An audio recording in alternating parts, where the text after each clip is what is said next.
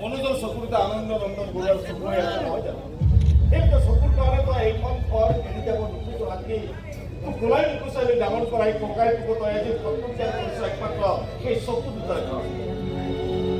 এটা কথা জাননে ভনী, মই সংসাৰ নকৰা এটাই কাৰণ আছিল তই কষ্ট পাবি বুলি মই আজিও অনুভৱ কৰিম। মোৰ মৰম, মোৰ ভাল পোৱা, মোৰ সমস্ত আৱেগ মোৰ মাজত লুকাই আছে।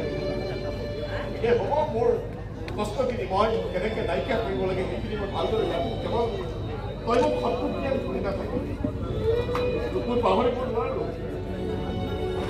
মৰালৈকে মই পাহৰিব নোৱাৰো।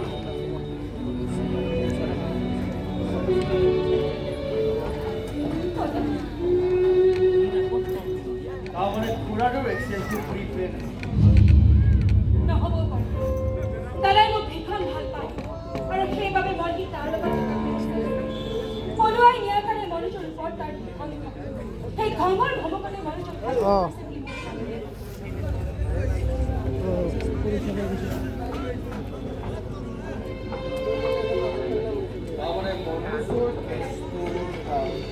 আয়ুষী, তুমি কেতিয়া আহিলা?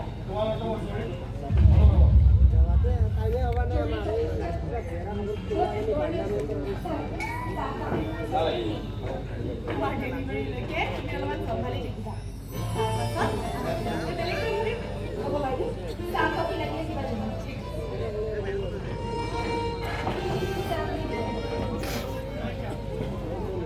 কি জৰুৰী মানে?